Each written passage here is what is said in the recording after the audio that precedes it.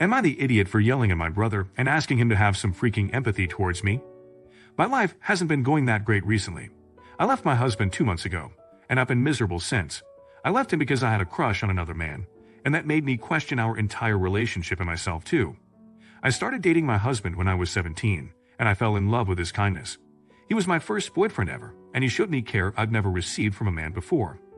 Long story short, I left him after almost 10 years of being together because I started questioning why I'd fallen in love with him. I had an emotionally abusive father growing up, and I never went to therapy or tried to process that. I just tucked it away and got married to a man who was the complete opposite of him and a people pleaser. Upon leaving my husband, I moved back in with my mother. My father is dead now, and my little brother. Now, I hate my life and miss my husband terribly. I have to commute 3 hours a day to work, and my mother and brother are much more difficult roommates than my husband was. My brother, especially, is frustrated by my presence and constantly picks fights. Yesterday, he was yelling at me through the door about taking too long in the bathroom, and I told him to calm down and not be such an idiot. He asked when I'd finally move out because I'm always in the way and told me I was an idiot for leaving my husband, and I should go and beg him to take me back, but he probably won't because I'm impossible to live with. I snapped and yelled at him, asking him to have some freaking empathy for me. I'm going through a hard time and I really don't need him to be such an idiot to me. He replied that it's not his problem. I created this situation for myself, and it's not fair that he has to suffer the consequences of my actions too, and I don't deserve his empathy. He is right that it's all my fault. I created this situation, and I only have myself to blame. Am I the idiot for yelling at him? Edit for info. My brother is 22, and his problem is basically just me being there. Not that I'm messy or loud, just that I'm present. He likes to send our mother away for the night to her boyfriend when he wants to have company over, and it really bothers him that he can't really send me away like that.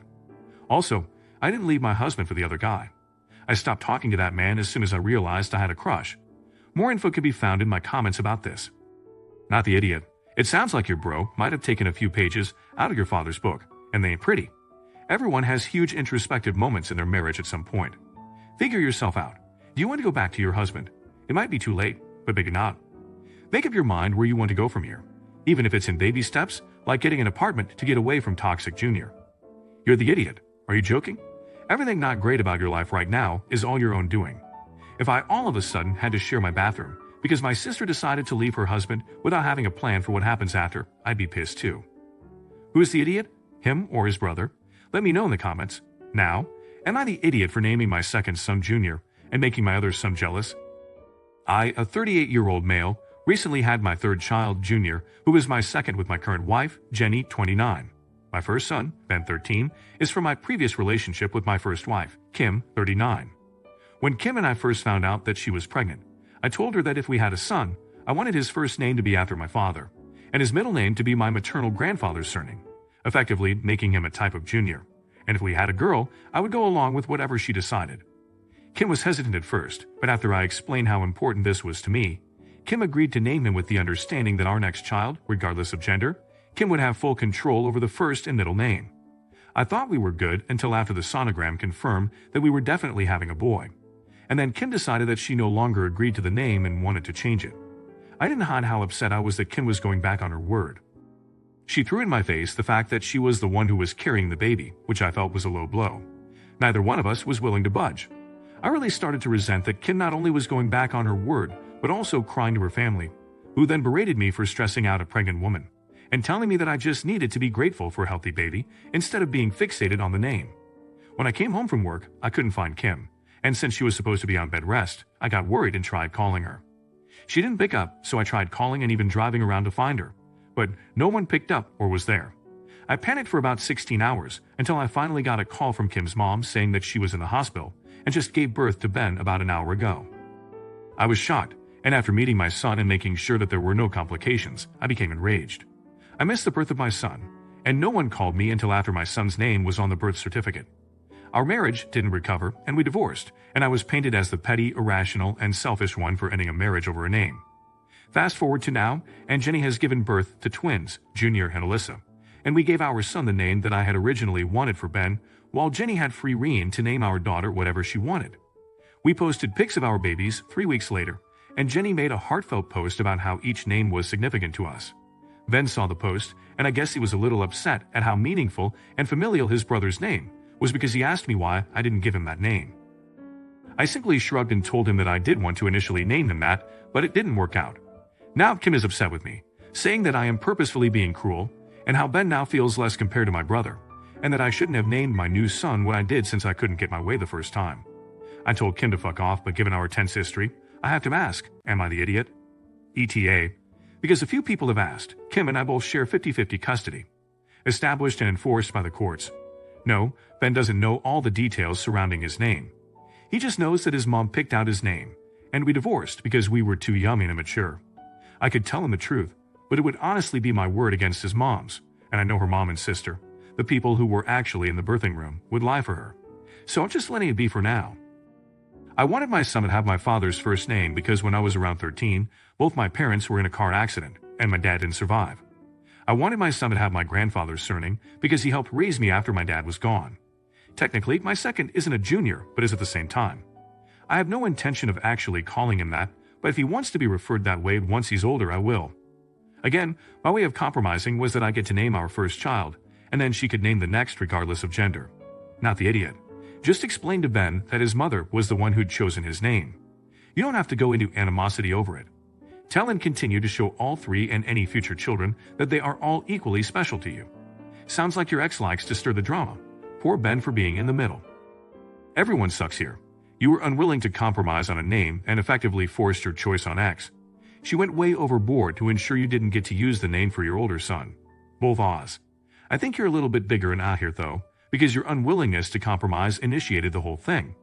For using the name for your younger son though, not an ad there, so long as the second wife actually was okay with it, rather than badgered until she gave in. What to tell Ben? Your mom didn't like Junior and picked your name herself.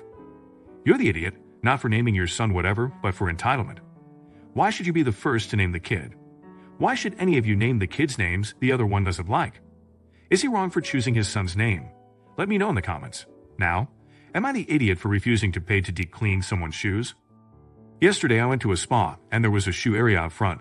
I had a pair of old white sneakers on, and when I left, I slipped them on another white pair next to mine, thinking it was my pair in a hurry to get home. That afternoon, I got a call from the spa, who had the client whose shoes I had taken. They said they were happy to grab them off me directly, and I gave them my number to contact. That night, clients messaged me, saying how I've inconvenienced them and how they had to buy new shoes for that night and how they want to deep clean their shoes. Keep in mind, they are quite worn out already.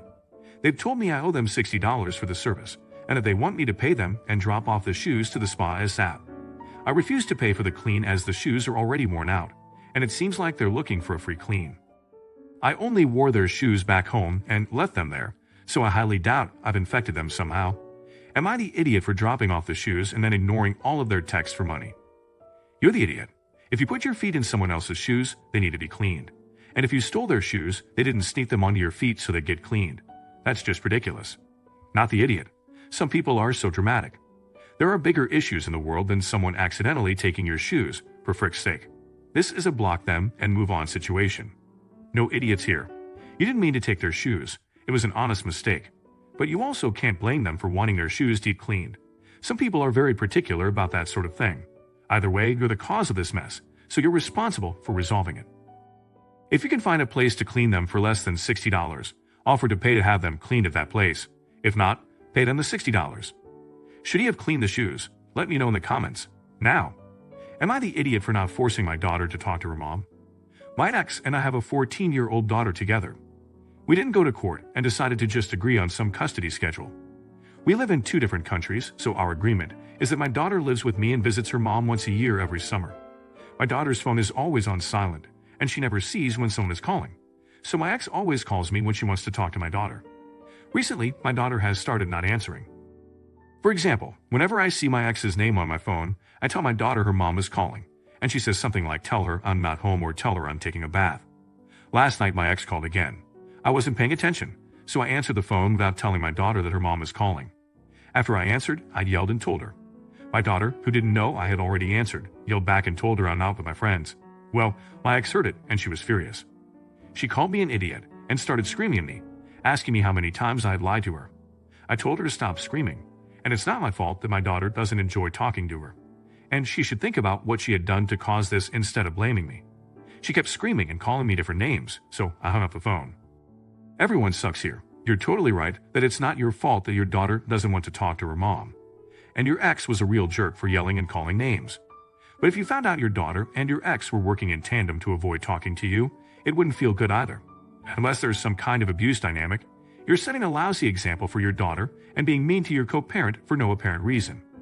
Not the idiot. I don't force my 13-year-old to speak to his father, who has been a part-time dad at best. Your daughter owes her mother nothing. You're the idiot. Do not teach your daughter to lie, especially to her mother. You are allowing your daughter to use you against her mother. This is all very ugly. Should she have made her talk? Let me know in the comments. Now, am I the idiot for getting annoyed about my friend's late-night snack, even though I'm crashing at her place? Essentially, I'm between apartments right now, and so I'm crashing at my friend's apartment until I can move into this new one. I've known them both since high school year 7. We are now in our 3rd year of uni, and they offered to let me crash at theirs rather than go to a hotel/Airbnb, or simply move back home for the 2 weeks. Their apartment is close to my work, so I am definitely very grateful to them. It's a 2-bedroom apartment, and I'm staying on their sofa bed in the main room of their apartment. Essentially, one of my temporary roommates, let's call her Jess, comes home from work at 1 a.m. She does not normally work at night, so this is a rare occasion. She opens the front door, which wakes me up, so I roll over and sleepily wave to her.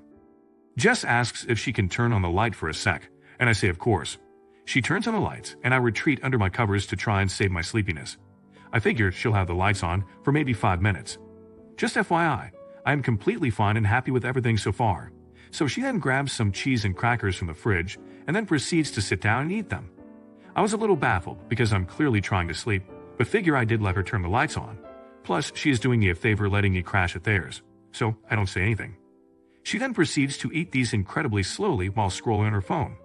It takes her a little over 30 minutes. The sofa bed is genuinely maybe a meter from the dining table, so I'm laying there, head under the covers, tossing and turning every now and then, all while I can hear her mouth noises and her giggling at her phone.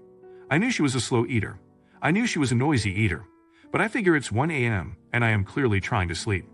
Why would you not just eat in your room? Or at least eat faster? Technically, why did you even need the room lights on? If the roles were reversed, I probably would have used my flashlight on my phone and then headed to my room. But I was trying to be considerate because it's her apartment. Finally, she gets up after 30 minutes, and she turns off the light after refilling her filtered water jug.